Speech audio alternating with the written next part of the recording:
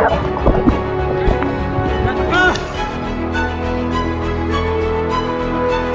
glad you guys are here.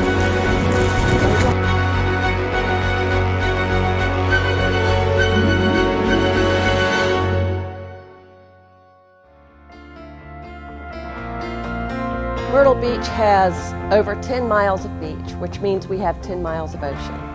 And with the number of visitors that we do have and our residents, we really have to provide the best public safety we can on our beaches. We are relatively a very small town with only 33,000 in our permanent population, but in the summer months we swell to over 18 million plus visitors. So having a dedicated ocean rescue team, I feel, is imperative to our public safety plan. Our police department for over 30 years was responsible for our beach and ocean safety. But as our city grew, it just did not become feasible any longer. So the decision was made to move it over to the fire department. So as of March of 2018, we took over the full responsibility of the beach. We knew it was a large undertaking. One of our core principles is we believe we're an elite team. So there was no doubt in my mind that our department would respond to that and respond in a positive manner. So our ocean rescue team is comprised of 38 specialized individuals that respond to marine incidents. We're one of 8 departments on the East Coast that have the USLA ART certificate. That stands for Aquatic Rescue Response Team, which again we can respond 24 hours a day, 365 days out of the year. We have 4 Colorados that have rescue boards on them. We also have 4 jet skis, 3 UTVs, and 1 boat that we can utilize if needed. When the team first started, there was a big group of us that initially were eager to start this program, and it seems to be following suit with new members joining each year. We have individuals on the apparatus working the normal shifts, but we didn't reduce any staffing or change any of our deployment models. It's all fully funded by overtime and firefighters working on their days off to provide this service to the beach. So I'm a firefighter paramedic every 3rd day for 24 hours. And then in my time off, I work 8 hours a day on the beach. I almost think of it as 2 different jobs, but it's still gratifying that I'm helping people in the city of Myrtle Beach, our visitors, our residents, in the same capacity, but a little bit different on the beach, you know. Our number 1 goal is to provide the safety of our residents and guests while they're on the beach, and also serve as an ambassador while we're down there.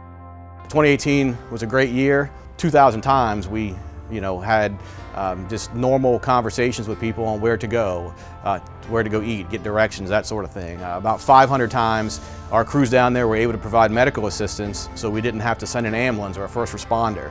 And we actually had 16 confirmed rescues that summer. Of course, it is getting in the water and saving someone that's in trouble, but it goes beyond that, as in the educational part, letting people know how not to be in that position, talking to them about weather, talking to them about different currents, how to get out of a rip current, how to get out of longshore currents. We have plans for hurricanes, we have plans for fires, but when people go to the beach, we don't necessarily think of having a plan for that. Where do you go if you do lose your child or you become separated? The challenge for us is that we're dealing with 18 million visitors. It's not just the 30+ thousand people that live here annually. So how do you get that message to those people? People come in on vacation and are here for a week at a time, so we get to spend a very short amount of time with them. So we've developed electronic billboards, media messaging signs, Facebook targeting for geographic areas. We're doing everything we can to specifically target the people who are here in that time frame to ensure they're getting the right message at the right time so they can make the right decision. In 2018, we had 219 missing children who were relocated with their families that day. That's a staggering number. 1 is far too many.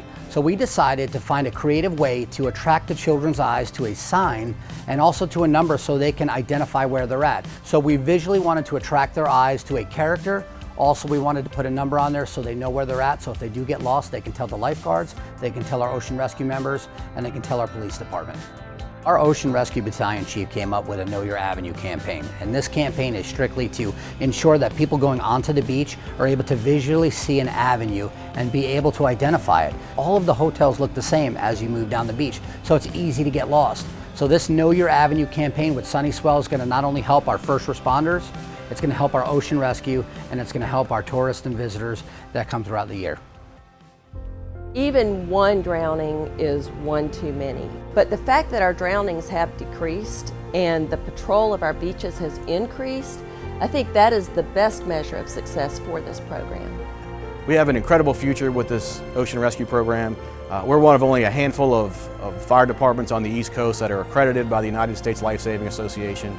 You know, we're fortunate to have an incredible group of employees that work here. We're supported by an incredible city manager, mayor, and city council. We're certainly poised to continue growing in the right direction in the future.